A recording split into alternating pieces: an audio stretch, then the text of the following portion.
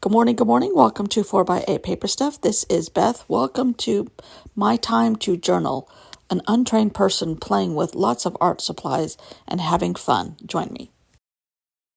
Good morning from this little guy. He did get a haircut yesterday. He's 20 pounds lighter. So today, Beatrix Potter. What if she had seen some of the little animals at Yosemite? What would she have done in her journal? I'm sure she would have gotten out a scratchy, yucky, painted page that doesn't make a whole lot of sense to anybody and gone through some reference books at her desk in South Carolina. Anyhow, I love her whimsiness. These two books I got at the used bookstore. I love her characters. I thought about putting some of these black and white drawings in there, but I can't bear to cut these books up. Don't know where that came from. That was from the used bookstore. But I buy books at the used bookstore. I haven't in quite a while because I have quite a library here.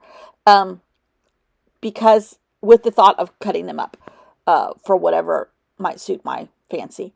But today I just couldn't cut into Beatrix Potter ones. I have a beautiful picture, like coffee table book that will never be cut into.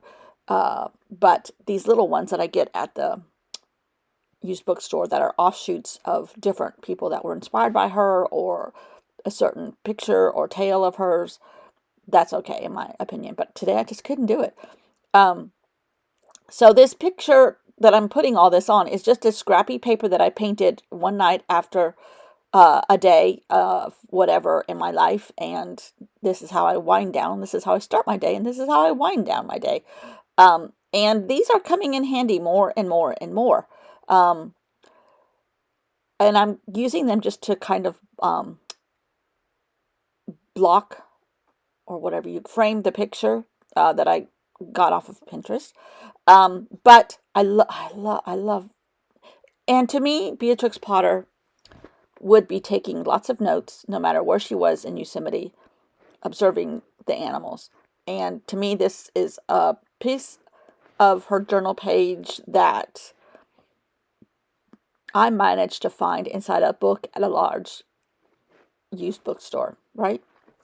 Somehow a piece of Beatrix Potter's Journeys to Yosemite made it into a used book that I bought. Or maybe she did get to go to Yosemite and this was what she was doing on that day or those few days. So I tried to make it as journally, that's a verb, as possible. And like she was writing notes and making character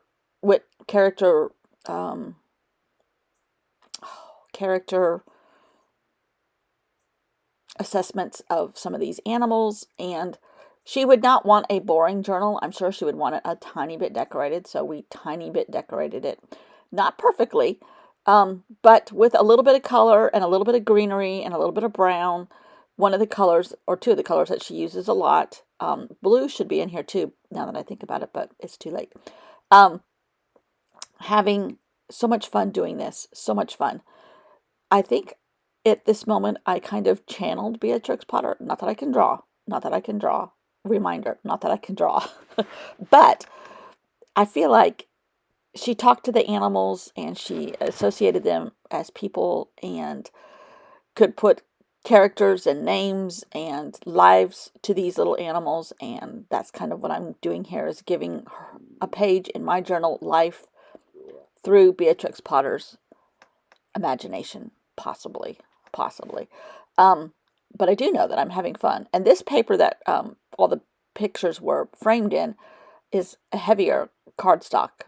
Like, it's not watercolor paper, but it is children's, like, mixed media paper.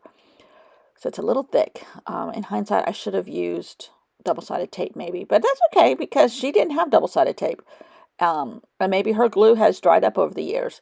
And they're starting to lift off of the page that I found in the used bookstore. So that's my story, and I'm sticking to it. So I kind of just gave it little whimsies of doodles and added a little bit of color. She traveled with very few supplies, quite certainly, because she had to go out in the woods and observe. So I called it The Critters of Yosemite. And she just made little tiny notes of traits and things that she noticed along the way about the animals.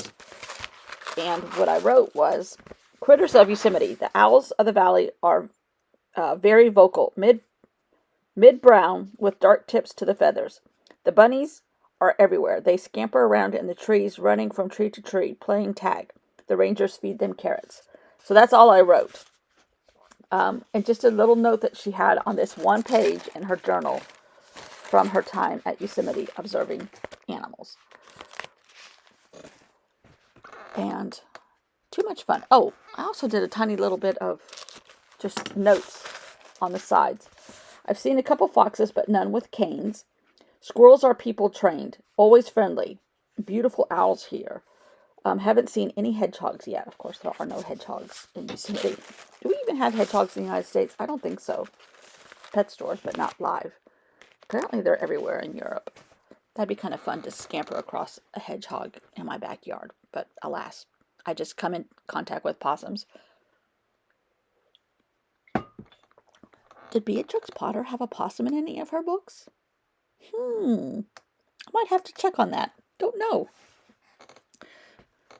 But anyhow, so a lot of fun. Certainly a tiny bit of color.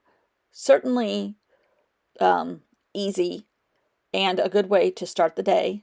And it took about an hour and a half total to do this page in real time. I do speed these up a little bit, not a lot, but a little bit. And loving this. Oh, who am I going to do tomorrow? I don't know. Let me see. I made this list a while back. Oh dear. Tomorrow's another hard one. A really hard one. A very hard one. A little bit of American history coming tomorrow. I don't know how I'm going to do that one. Tomorrow's another day, Scarlett. Okay. So I got out a stencil. Oddly enough, this is a stencil with some fruit on it, and it had a bundle of grapes on it. And I'm just using those odd-shaped circles, not perfect, grape shapes. And adding a tiny bit of doodles here just to give it a little bit more color and whimsy. I don't think Beatrix Potter doodled, but I could have taught her how. Trying to get into my drawer here to get some more colors. And I just added I felt like it needed a little bit of brown because a lot of the animals have brown in them. So I just added little tiny, now they look like olives rather than grapes, but that's okay. Fun, doodling, color, a little topic that makes your mind wander and gets off the yucky stuff of the day to come or the day previous. And that's the best way to start a day. And then I decided to add a couple little leaves here and there. That is a leaf. It looks like fish, but it is a leaf. And having a grand old time. And I have to get started early this morning because the man next door is getting a new driveway.